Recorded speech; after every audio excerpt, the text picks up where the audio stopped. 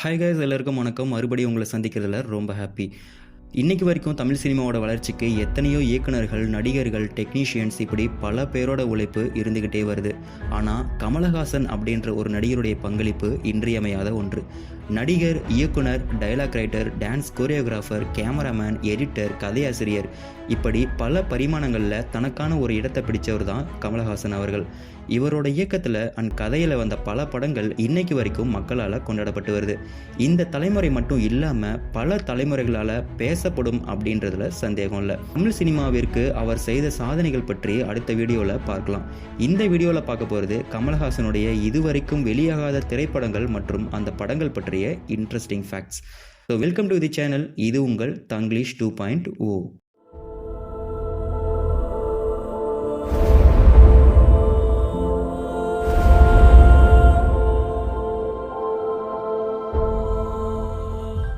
1960 Kamal child ஆக்டராக இருந்தப்போ பல படங்கள் நடிச்சிருக்காரு. அதில் இப்போ வரைக்கும் எல்லோருக்கும் தெரிஞ்ச மூவினா அது களத்தூர் கண்ணம்மா. அப்போவே மிகப்பெரிய ஹிட். அப்படி அவர் நடிப்பில் உருவாக இருந்த மூவி தான் மங்கள மங்கை. ஜெமினி கணேசன் நடித்த மூவி. ஷூட்டிங் முடிகிற டைமில் அந்த படம் கைவிடப்பட்டுச்சு. அதிலிருந்து ஒரே ஒரு சாங் மட்டும் இப்போ வரைக்கும் யூடியூப்பில் இருக்குது. முடிஞ்சால் கேட்டு பாருங்கள்.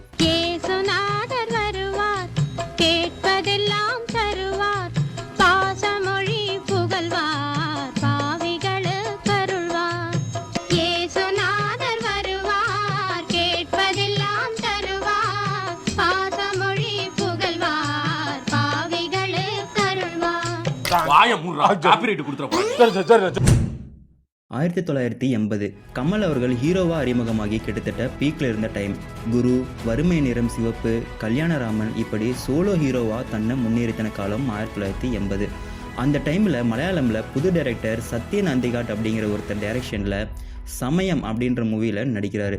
அவருக்கு ஜோடியாக நடித்தவங்க நடிகை அம்பிகா. இந்த படத்துடைய ப்ரொடியூசர் மகேந்திரன் திடீர்னு இறந்துட்டதுனால அதுக்கு மேலே ஷூட்டிங் போக முடியாமல் இந்த படம் பாதி ஷூட்டிங் போகும்போதே நின்றுடுச்சு.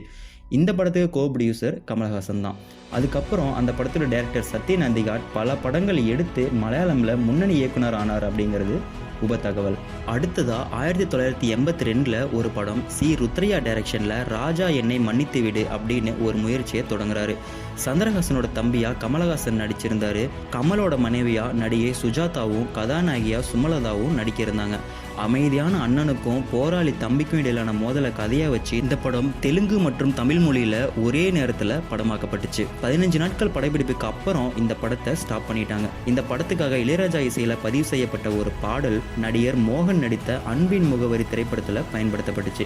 டைரக்டர் சி ருத்ரையா பற்றி நம்ம தனி வீடியோ ஒன்று கண்டிப்பாக போடலாம். அடுத்ததா அதே 1982 பாரதி ராஜா இயக்கத்தில் டாப் டக்கர்னு ஒரு மூவியை அனௌன்ஸ் பண்ணுறாங்க. கமலஹாசன் மற்றும் ராதா 2 பேருக்கும் இந்த டைமில் ஃபேன் பேஸ் அதிகம். டிக் டிக் டிக்னு ஒரு மிகப்பெரிய ஹிட் கொடுத்த கமலுக்கும் பாரதி ராஜாவுக்கும் அடுத்த படம் மிகப்பெரிய எதிர்பார்ப்பு. டாப் டக்கர்னு பேர் வைக்கிறதுக்கு முன்னாடி சிவப்பு சட்டைன்னு பேர் வச்சு அப்புறமா டாப் டக்கர்னு மாற்றினாங்க. சரி, கதைக்கு வருவோம். ஷூட்டிங் ஸ்டார்ட் ஆகி 5000 ஃபீட் எடுத்ததுக்கு அப்புறமா பாரதி ராஜாவுக்கு தோணிருக்கு இந்த படம் சிமிலேரா சிகப்பு ரோஜாக்கள் மூவி மாதிரியே வந்திருக்குன்னு. இதுக்கு மேலே இந்த படத்தை எடுத்தா கண்டிப்பாக ஓடாதுன்னு இந்த படத்தை அப்படியே விட்டுட்டாங்க. அந்த டைமில் உடனே இன்னொரு படம் பண்ணலான்னு முடிவு பண்ணி பாரதி ராஜா அண்ட் கமல் ஸ்டார்ட் பண்ண படம் தான் ஒரு கைதியின் டைரி. அந்த வருஷத்துடைய மிகப்பெரிய ஹிட் இந்த படம். இதே படத்தை கொஞ்சமா ஆல்டர் பண்ணி ஹிந்தியில ஆக்ரி ரஷ்தாங்கிற பேர்ல அமிதாப் பச்சனை வச்சு எடுத்தாரு இயக்குனர் நடிகர் கே பாக்கியராஜ் அவர்கள். அடுத்தது 1984 இயக்குனர் டி ராமராவ் இயக்கத்தில் கபர்தாருங்கிற ஒரு மூவியில் நடிச்சிட்டு இருந்தார் கமல். இந்த படம் முழு சோஷியல் ட்ராமா ஃபிலிம். ஒரு கேன்சர் பேஷண்ட்டுக்கும் அன்னொரு டாக்டரையும் மையமாக வச்சு எடுக்கப்பட்ட படம்.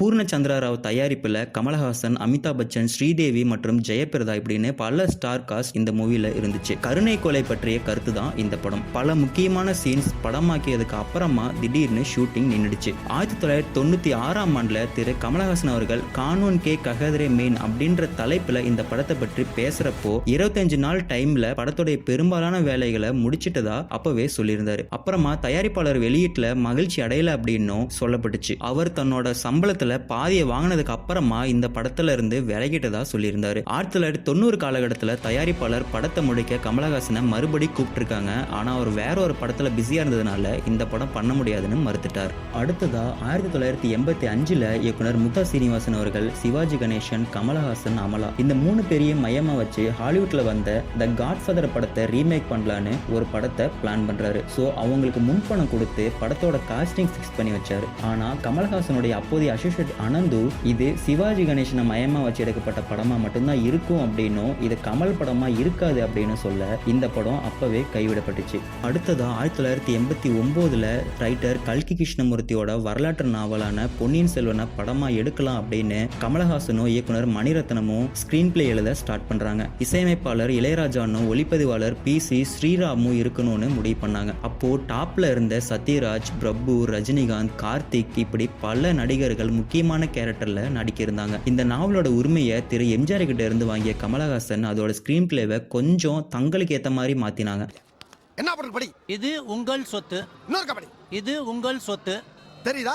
எல்லாமே ஓகே ஆகி ஷூட்டிங் போயிட்டு இருக்கிறப்போ படத்துக்கு பட்ஜெட் பத்தாம இந்த படம் ஆரம்ப கட்டத்திலேயே ஸ்டாப் பண்ணிட்டாங்க. ஒருவேளை இந்த படம் வந்திருந்தா கண்டிப்பா தமிழ் சினிமால இப்படி நிறைய படங்கள் வந்திருக்கலாம். ஜனவரி 1994 ஃபிலிம்ஃபேருக்கு அளித்த பேட்டியில இயக்குனர் மணிரத்னம் இது என்னோட கனவு படங்கள்ல ஒண்ணு அப்படின்னும் கண்டிப்பா ஒரு நாள் இந்த படத்தை எடுப்பேன் அப்படின்னு சொல்லியிருந்தாரு. அப்புறமா கமலஹாசன் இதே கதையை எழுத்தாளர் கீராவோட சேர்ந்து 40 பக்கம் கொண்ட டிவி சீரீஸா இந்த கதையை எடுக்கணும்னு நினைக்கிறாரு. அதுவும் முடியாம போக அந்த முயற்சியை அப்படியே விட்டுறாங்க. அடுத்ததா 1990 இயக்குனர் கங்கை அமரன் டைரக்ஷன்ல கமலஹாசன் ஹீரோவா வச்சு அதிவீர பாண்டியன் அப்படின்ற படம் ஆரம்பமாகுது. ஜல்லிக்கட்டை மையமா வச்சு எடுக்கப்படுற இந்த படத்துல ஐஸ்வர்யா ஹீரோயின். பட் கமலஹாசன் திடீர்னு அந்த படத்துல இருந்து வெளியே வந்து அதுக்கு பதிலா டைரக்டர் பரதன் டைரக்ஷன்ல தேவர் மகன் படத்துக்காக ஸ்கிரீன் பிளே பண்ணிட்டு இருந்தாரு. ஆரம்பத்துல அதிவீர பாண்டியனுக்காக கம்போஸ் பண்ணின சாந்து போட்டு சாங் தேவர் மகன் படத்துல அதுக்கப்புறமா பயன்படுத்தப்பட்டுச்சு. 1916 ஒரு பேட்டியில அதிவீர பாண்டியன் நின்னதுக்கு காரணம் கமலஹாசனோட சகோதரர் கதையில இன்வால்வ் ஆனதுனால அந்த சண்டையில இளையராஜா படத்தை எடுக்காதுன்னு சொன்னதா கங்கை அமரன் சொல்லியிருந்தாரு. அடுத்ததா இயக்குனர் பாலச்சந்திர மேனன் தன்னோட மலையாள படமான அம்மைனே சத்தியம் படத்தை தமிழ்ல ரீமேக் பண்றதுக்கு ஆசைப்படுறாரு. அந்த படம் தான் கண்டேன் சீதையை. இந்த படத்தோட ஹீரோ கமலஹாசன், தயாரிப்பாளர் ரவீந்திரன். இந்த படத்துல இன்னொரு கேரக்டர்ல நடிக்கிறதுக்கு SP பாலசுப்ரமணியத்தை உள்ள கொண்டு வராங்க. ஹீரோயினா ஜெயசந்தியா அப்படின்ற ருச்சிதா பிரசாத்தை நடிக்க வைக்கிறாங்க. ஆனா கருத்து வேறுபாடு காரணமா தயாரிப்பாளர் இந்த படத்தை கைவிட்டுட்டாங்க. ஒரிஜினல் மலையாளம் படத்தை விட கமலஹாசன் கேரக்டர் இன்னும் ஸ்ட்ராங்கா இருக்கணும்னு நினைச்சு கமல் தரப்புல சொன்னதுனால படத்தை அப்படியே விட்டுட்டாங்க. உடனே கமலஹாசன் அவ்வை சண்முகி படத்தோட வேலையை தொடங்கிட்டாரு.